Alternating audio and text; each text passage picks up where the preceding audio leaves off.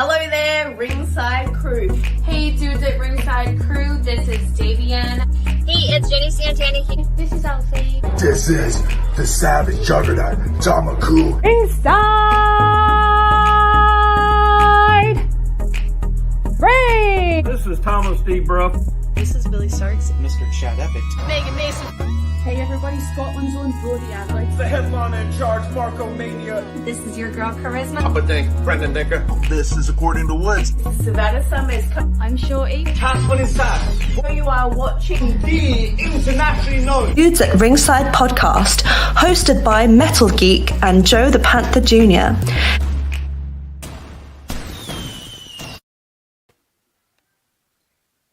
Welcome to Podcast Day, National Podcast Day, on the internationally known Dudes at Ringside podcast. I'm your host, Joe the Panther the Third, and now from the top of Metal Mountain all the way down to all 50 states in the middle of the pot mosh pit, it's the Happy Heel himself, the Metal Geek. What's going on? First of all, before I start, happy Podcast Day, Joe. And what great day we'd be doing just a podcast on Podcast Day. Isn't that absolutely awesome? You know? Kind of a coinka-dinka-dink. Yeah, there you go. Isn't it? Happy Podcast Day, everyone. Happy Podcast Day to all our fellow podcasters out there. So, what's going on, Ringside Crew? What's going on, Internationally Known? What's going on, everybody? What's going on, Joe? How's it going today? Pretty good, kind of sad. It's end of Lucha month. But let's get the fireworks ready. Something creepy. And let's give a warm Dudes at Ringside welcome to our final guest for Lucha month, a British wrestler that's living in Mexico, Jessie Jackson.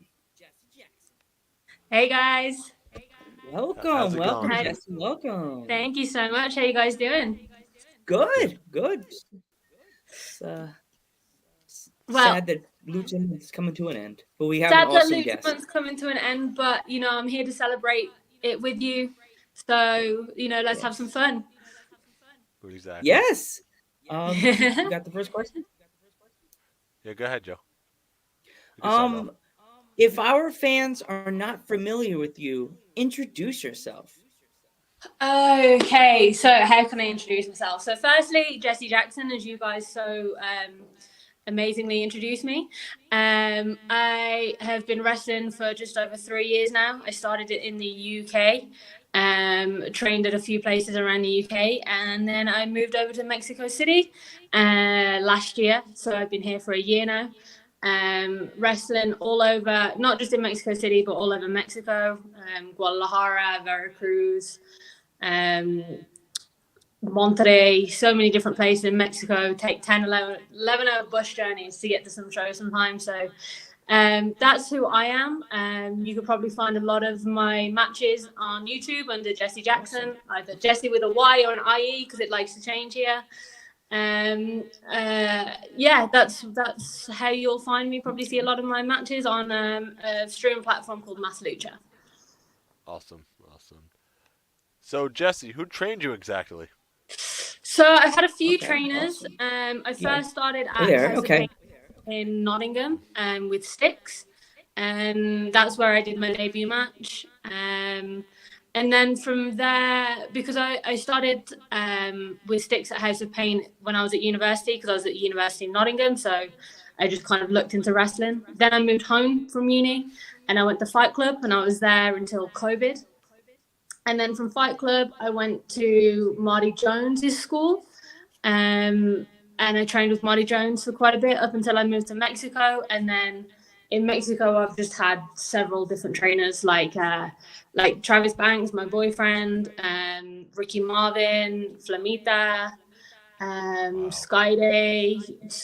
I've even done I went to Negro Navarro's house and trained with him for a few times, which was just a great experience. So I've had so many different trainers. I can count them on two hands. It's pretty cool.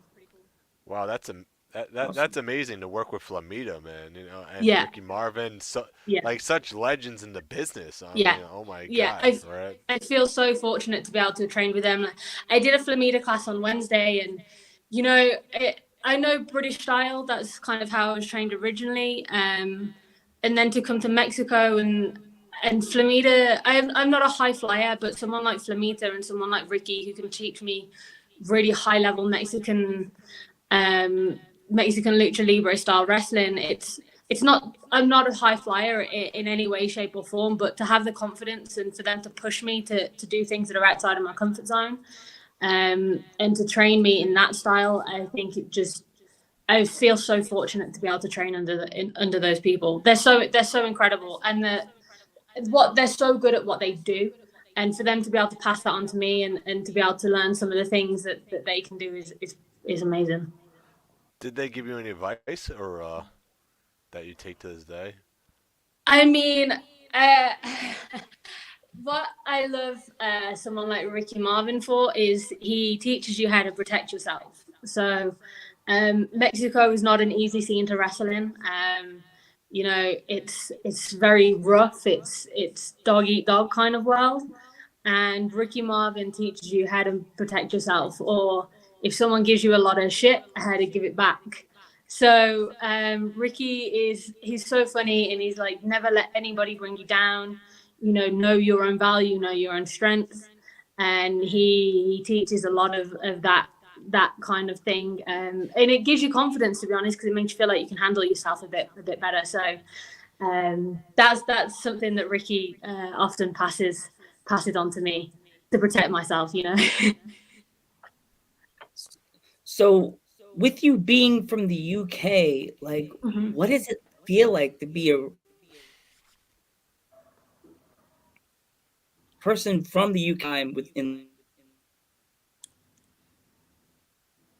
Joe, you're breaking up a little bit. I didn't get much of that. Oh, I don't know why I'm breaking up. I said, what is it like? What does it feel like to be from the UK and wrestle in Mexico? What is it like? It's crazy. I feel like people here either love me or hate me because I'm foreign and I'm blonde and I'm very white. I'm so pale.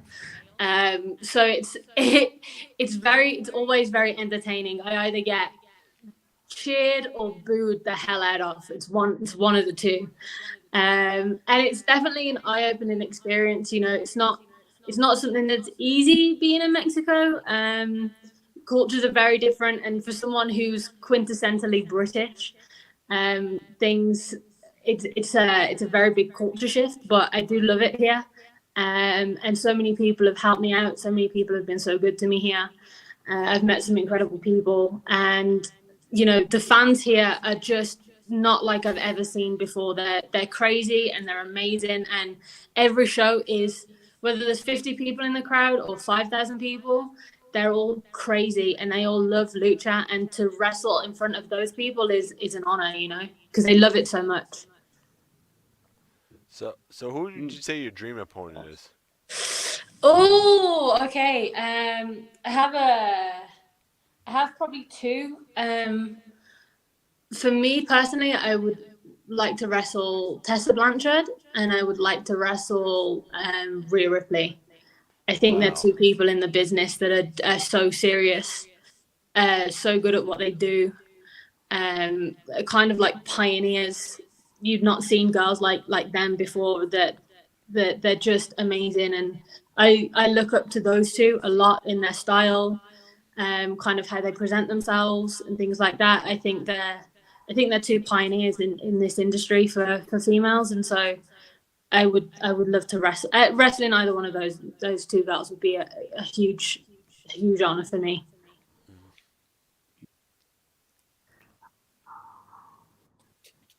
So what was so I already think you already. I don't know if you asked this question alright.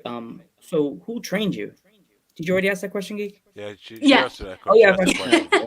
Flamita and Ricky Marvin. Oh yeah, here we go. I got my Yeah. question. That's a mess up. That was a strike. Yeah. What was your energy like in your first match? My energy? Yeah. Oh gosh. Okay. I remember being so nervous was the first thing. I was petrified. My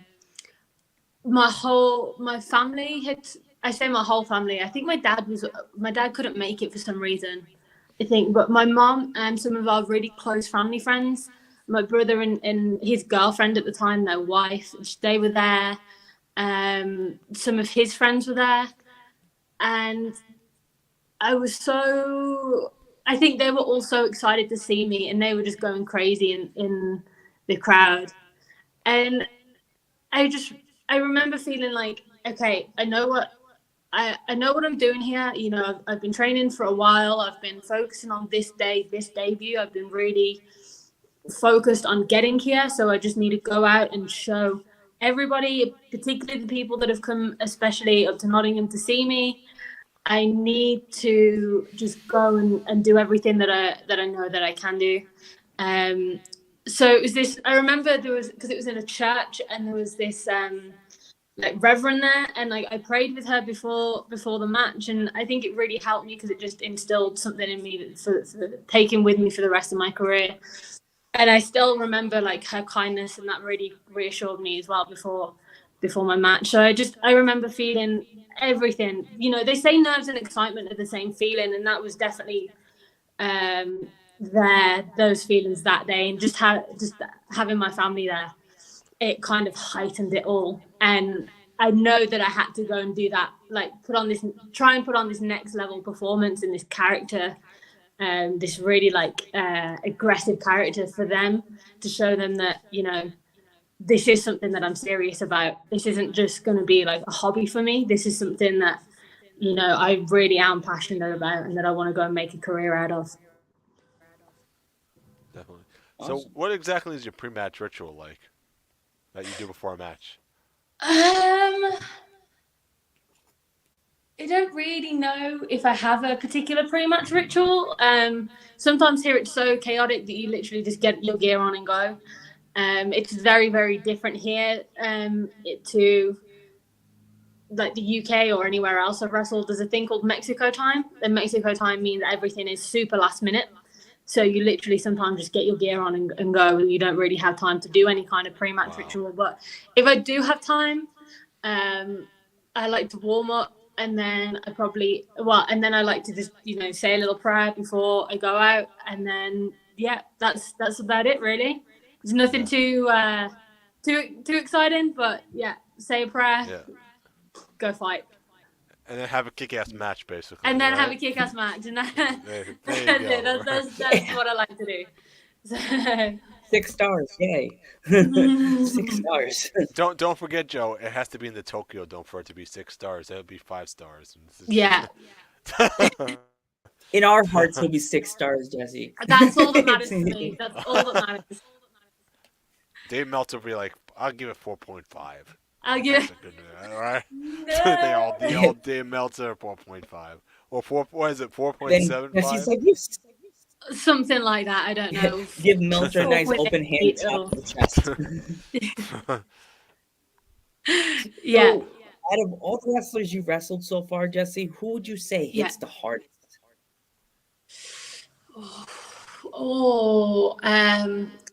I tell you what, Las Toxicas have some mean chops on them. They literally gave me 2 chops in one match, and it cut all of my chest. Like from 2 chops, that's how hard that they can chop. You know, Mexico is a dog-eat-dog world. These girls know how to hit. They know how to chop. It's not like they're not half-assed. They cut deep and they hurt. So I would definitely say like Las Toxicas they've got some mean chops. They've got some mean kicks on them. Like Lady Flammer, she's awesome, but her kicks can knock you out easy. She's so strong. So I would probably say those girls, to be honest. You don't want to mess with those girls. Yeah. So who would you say? I know this is a tough question. You don't have to answer this one, but who would you say your favorite opponent to work with is? It's kind of a controversial. I know, but. My favorite opponent to work with. I'm just kind of going through like a catalogue of matches. I really like working Las Toxicas. They make it they make the match so entertaining for me, and they're so good at what they do. You know, they've been doing it for years. They're in AAA. So anytime Las Toxicas are on the card as well, you know that there's going to be a good crowd because they're huge draws. So it's not just the match. The matches are normally like great, and I always feel great after. But it's not just the match; it's everything that goes with the match, because they're such entertaining characters, and they know how to build the crowd and bring the crowd with them, and they fill out places because of how big of a names they are, and for that's why they're like probably some of my favorite opponents to work. Yeah, I know. I usually say, like, sometimes, like, you know, it's a controversial question because people don't like to put other people out. You know what I mean? So yeah, and say yeah. say how come you say me, right? Or yeah, you know, I know. So, And it's not even like a personal attack on anyone. I've had some great opponents. It's a case of like I know what I want in my career, and I know the kind of matches that I want and the kind of events that I want to be wrestling at, and they represent that for me. They represent that next level. So to be able to wrestle them is always such an exciting thing for me. So like any match that I've had with them has always been like any one of them, whether it's Hiedra, Flama, Mardea, any one of them is always really exciting to me, and I'm always really grateful for matches with them. Awesome. Is there any other place in the world or within the States that you would like to wrestle? If you haven't been there yet? I mean, yeah, I would love to wrestle all over the States. I love the States. I love every trip that I've gone on to the States has been a fantastic experience. Promoters have always looked after me. They've always been really incredible trips. So I would love to wrestle more in the States wherever I can. And then I also, again, as I said before, I have really high ambitions for myself. So I really would like to go to Japan as well at some point. Wherever around the world I can wrestle. I think it's an incredible honor to be able to travel with wrestling and have that, be able to go to another country and that promoter, bring you to their country. So wherever in the world I can go for wrestling, I want to go, because I just think it's an incredible thing to see the world and do the thing that you love is amazing. Yeah. So is there any advice you would give the young wrestlers today that are training? Or I would, yeah, there is. Let me turn my light on because I feel like I'm going dark. It is almost Halloween. It is almost Halloween, so it kind of worked. It kind of worked a little bit. Maybe that's a bit, but I could feel the darkness coming over my face. Yeah, so I think the biggest thing for me is because when I got into wrestling, I'm a perfectionist, so I want to be able to do everything. I want to be good at what I'm doing. I want to be able to keep up with trainings. And so through that, I can develop quite a big ego, and I can be quite harsh on myself. And I think it's really important to take any ego out of wrestling, because you're there solely to learn. And it doesn't matter if you get something wrong. It doesn't matter if it takes you a while to get something. It doesn't matter if you can't keep up with the training 1 week, or you feel out of your comfort zone, or you feel anxious to go to a training. It's all part of the journey, and it's okay. Everybody struggles with trainings. Everybody gets things wrong. Everybody has to learn and go through that process. So just because you might not be able to get something 1 week, or because you might not be strong at something, or because you're genuinely new and you get nervous, it doesn't mean that you're going to be a failure. It doesn't mean that you're going to be bad at wrestling. It doesn't mean that, you can't do it. You can. It takes time. And I think you just have to be kind to yourself, especially in this industry. It's really easy for people not to be kind to you. It's really easy for people to take the mick out of you or try and bring you down. And that can, if you're a perfectionist like me, that can make you feel 10 times worse.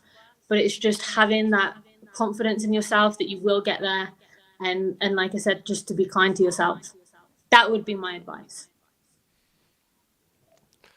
Perfect. I say that's perfect. That's perfect. You said it perfect right there, right? You said everything right there. That was definitely. Exactly. Yeah. Yeah. Well, I'm glad I've said one thing good at least on this podcast today. So. Oh, you said a lot of good things so far. good. Yeah. Yeah, you said a lot of good things. A lot of the answers were right, actually. Yeah. Oh, okay. As long as I've hit some right answers, okay, that's all that matters. Yeah. But yeah. So Joe. Go on, Geek. Sorry. Yeah. You have one more question, or? Yeah, I do. Have you ever thought of wrestling? I know you said you're from England. Did you ever? Have you ever thought of going back to wrestle in England? Kind of a yes and a no. I think sometimes there's a real strong pull for me to go back to England just because my family's there and my dog is there. So I miss my dog with all my heart, and to be able to like go back to the UK and wrestle and be with him every day would be I would love that. He's the draw to go back to the UK, and it probably sounds like weird to some people that I'd say my dog is the reason why I'd want to go back to the UK, but he's genuinely the reason why I'd want to go back to the UK. But at the same time, I think in terms of my career, the UK is not going to open the same doors for me as Mexico will. I feel like it would be kind of more difficult for me on the UK scene, and Mexico is the side of the Atlantic that I want to be on. It's the link to the States. You know, it's more easily accessible. It's therefore potentially more easily accessible for bigger companies, things like that. So I think if it wasn't for my dog, I would be happy to be in Mexico 100%.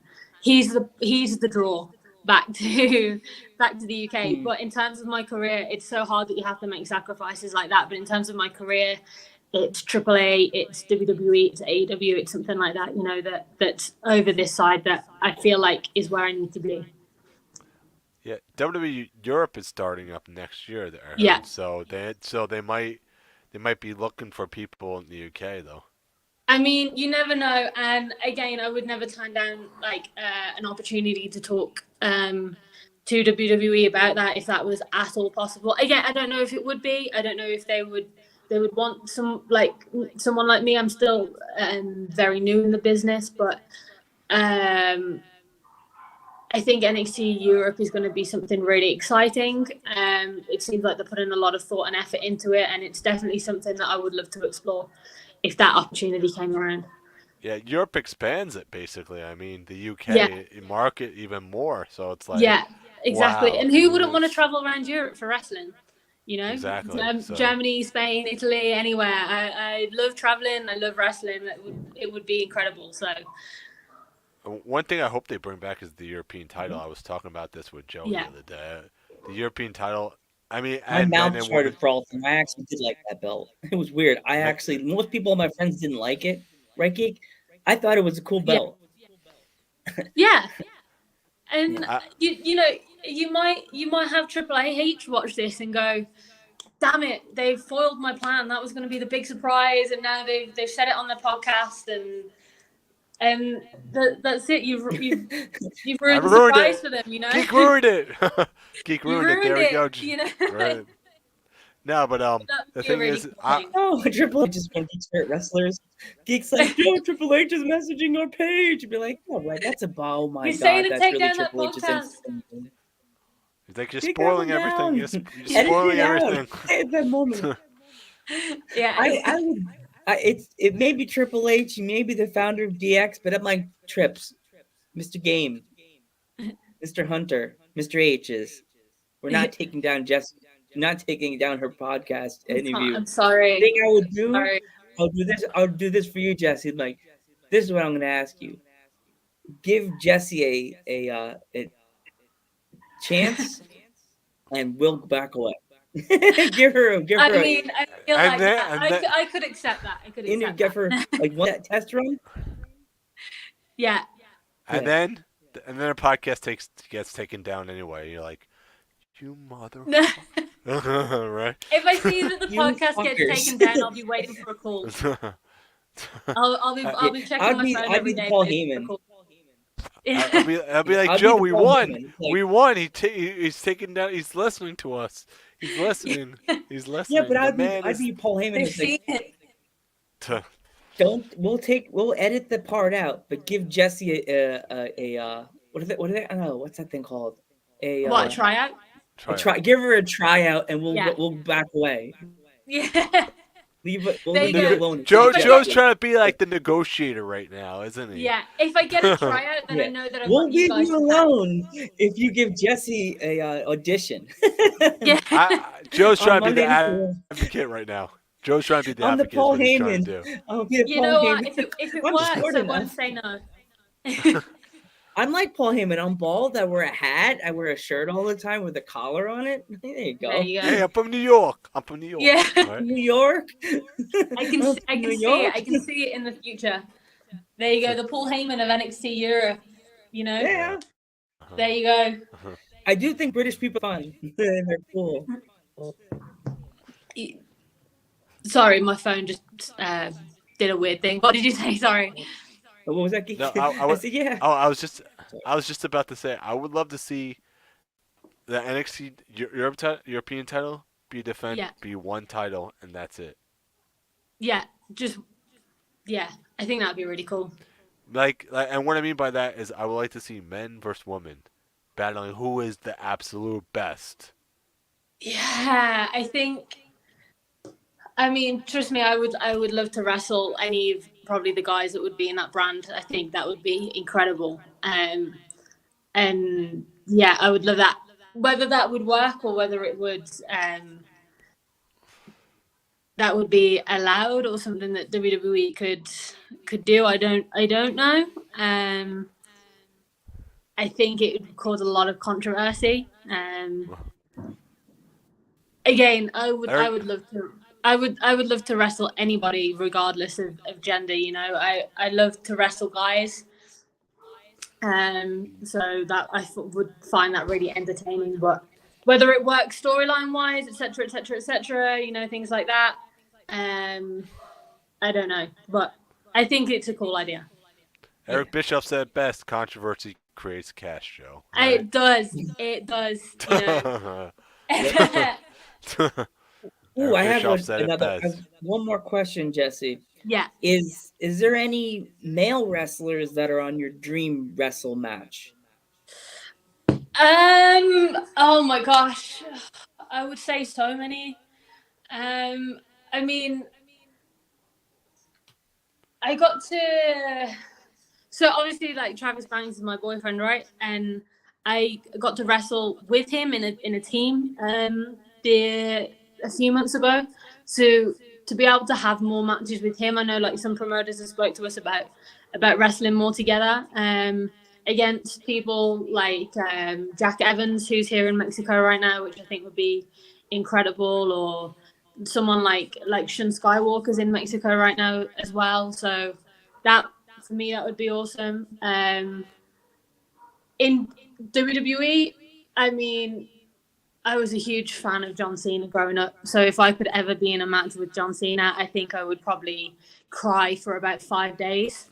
Oh, geez. No joke. I don't know. I just think there's so many people that I could learn from. Like the list is endless. If there's any big name in red, like Finn Balor, AJ Styles, any like big names that have been in the industry a while that know what they're doing, they know how to create character. Like Chris Jericho would probably be another one. He keeps reinventing himself. He knows how to keep an audience engaged. People that I could learn from. And there's just a mass of people out there that I could learn from. So I know there's probably so many names that I could sit here for 3 hours and write down a list of all the people that I would want to work with. But there would be so many, because there's just so many people in this industry that love it and know what they're doing, and that I could really learn something from. So yeah. Yeah, you speak of Chris Jericho, but yet he's the new Ring of Honor champion. A lot of people are a little bit disappointed in that, but I'm like, the man could still go. The man can still go. And the man knows. I mean, the thing that I like as well is that I mentioned Chris Jericho because I know Chris Jericho's come to Mexico. Like he worked in Mexico for a period of time, and he's someone that has worked hard for a long time. He's created characters that I can still remember to this day, that have like stuck with me, that have like been profound. So, you know, I think he deserves everything that he gets in wrestling. You know, whether or not he's a bit crazy at the moment, I don't know. I listen to a lot of Jim Cornette, and Jim Cornette doesn't seem to be the biggest fan of him for Jim reasons. Cornette's not the biggest fan of anybody. Yeah, Jim Cornette, but he's interesting to listen to, and I respect what he says. I always say this: if Jim Cornette ever watched a match of mine and criticized me in whatever way he probably would, I think I would just be honored to get any kind of feedback from him, because he's got a great mind for wrestling. So if I could get any kind of feedback from him, I would. Although I would feel hurt for the shit that he would probably say about me, I would also know that I needed to hear it. So he'd probably criticize this podcast for all I know. Yeah, definitely. Oh God, he'd rip us to shreds while you're sitting in your basement. There's nowhere else to be in my house. That's what I would tell him. We're gonna be in my mom's garage doing a podcast. Jesus Christ. He's like, outside standing out on my porch. Yeah.